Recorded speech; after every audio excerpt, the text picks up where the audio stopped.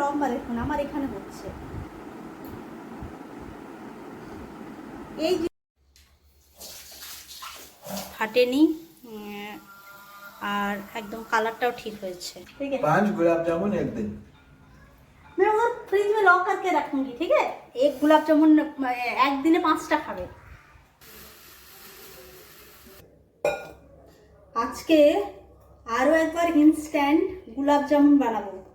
সেদিন বানিয়েছিলাম, সেদিন এতটা ভালো হয়নি, আজকে আরও একবার ট্রাই করব।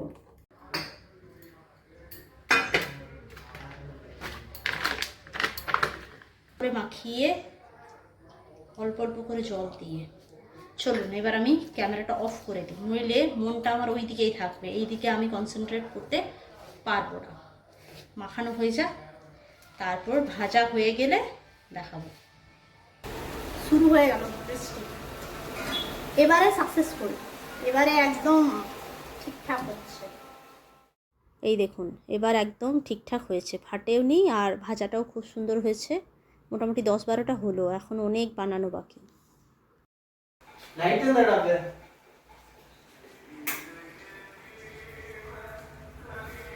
आ गया हाजी।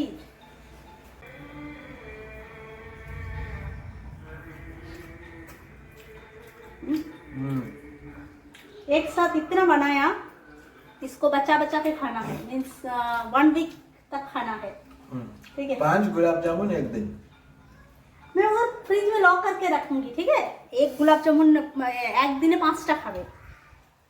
এই যে এই দুটো এখন আমি শ্বশুরমশাইকে দিতে যাচ্ছি, আগের বারেও দিয়েছিলাম। আপনাদের মধ্যে কেউ একজন লিখেছিলেন যে শ্বশুরমশাইকে দিলে না, ওনাকে দুটো দিতে পারতে, আপনি হয়তো খেয়াল করেননি, আমি আগেবারেও দিয়েছিলাম।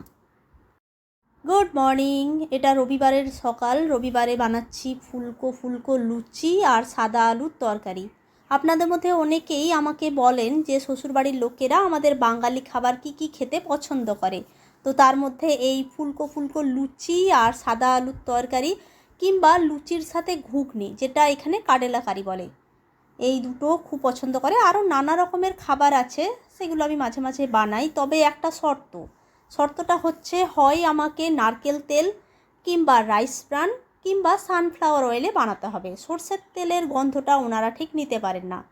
একবার করে রোদ দিচ্ছে, আবার বৃষ্টি, এই কাপড় নিয়ে না মানে পাগল পাগল লাগছে।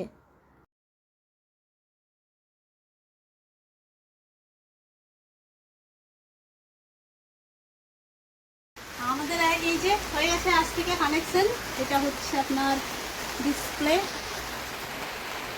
সামনে নিয়ে এসো, देख रहे हाँ 790 KW किलोवाट।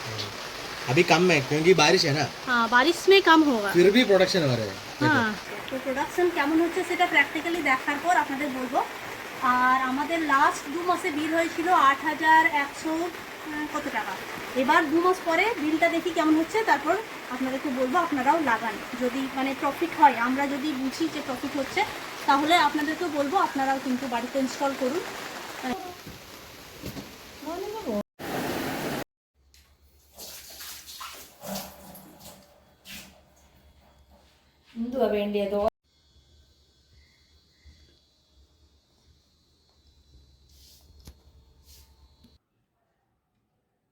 আজকে বানাবো পেঁপে দিয়ে ডিমের ঝোল, আর শুধু আমার একার জন্য নয়, বাড়ির সবার জন্য। এই পেঁপে দিয়ে মাটন কিংবা চিকেনের রান্না আমরা প্রায় অনেক লোকেই করি, কিন্তু এই ডিম দিয়ে যারা করেননি একবার খেয়ে দেখবেন, দারুণ লাগে খেতে। আর আমি আজকে যেহেতু রান্নাটা সবার জন্য করছি, তাই পুরো রান্নাটাই আমি রাইস ব্রান অয়েলে করব। ডিমগুলো হালকা একটু ভেজে দেব, যাতে একটু দেখতে ভালো লাগে। এটা না ভাজলেও হতো, শুধুমাত্র টেক্সচারের জন্য আমি হালকা করে একটু নুন আর হলুদ দিয়ে ভেজে নিলাম। তারপরে অ্যাজ ইউজুয়াল যেমন ঝোল বানাই সেই রকমভাবে তেলে আমি একটু রাঁধুনি দিয়ে দেব, রাঁধুনি ফোড়ন, তারপরে পেঁয়াজ কুচি। আর এই রান্নাটা আজকে আমি পুরোটাই করব কাঁচা লঙ্কা আর গোলমরিচ দিয়ে, কোনো লঙ্কা গুঁড়ি ব্যবহার করব না আজকে। তো সব থেতো করে নিয়েছি, দিয়ে দিলাম।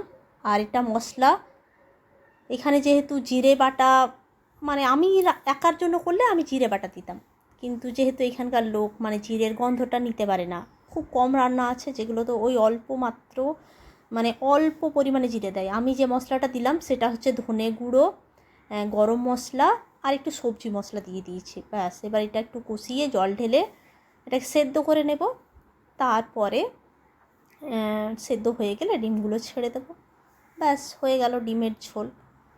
খেতে কিন্তু দারুণ লাগে, আপনারা যারা খাননি একবার খেয়ে দেখবেন, ভালো লাগবে খেতে। এটা একটু চাপ চাপ করে করলে রুটির সাথেও ভালো লাগবে, যেহেতু এটা ভাতের সাথে তাই আমি একটু ঝোল ঝোল করলাম।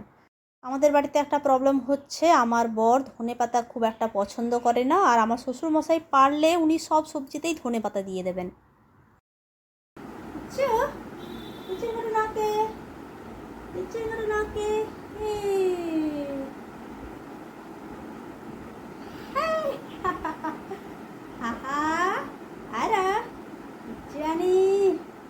কত লম্বা দেখুন, আমার এখানে হচ্ছে। এই জিনিসগুলো আমি আপনাদেরকে দেখাই না, অনেকেই হয়তো ভাবেন, অনেকে আমাকে বলেছেন যে এইরকমভাবে দাঁড় করাতে, এগুলো সবই করানো হচ্ছে ওকে, কিন্তু আমি আপনাদের সাথে শেয়ার করি না।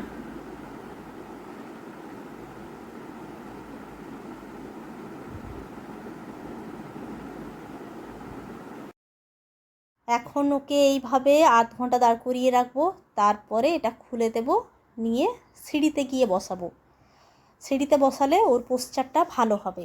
যেভাবে আমাকে থেরাপিস্টরা বলেন আমি সেইভাবেই করার চেষ্টা করছি। জানি না এটা কতদিন আমাকে করতে হবে, কিন্তু ধৈর্য হারালে তো চলবে না। আমি যদি ধৈর্য হারিয়ে ফেলি তাহলে আর কে করবে বলুন। তাই আমার মতো যারা স্পেশাল মা আছেন তাদের সবাইকেই বলবো ধৈর্য না হারিয়ে লড়াইটা লড়ে যেতে। তবে চলুন আজকে ব্লগটি এই পর্যন্তই। ব্লগটি কেমন লাগলো জানাবেন, ভালো লাগলে একটি লাইক আর শেয়ার করবেন। আর আপনাদের সাথে আমার দেখা হচ্ছে আমার পরের ব্লগে। সবাই খুব ভালো থাকবেন, সুস্থ থাকবেন আর খুব আনন্দে থাকবেন। ধন্যবাদ।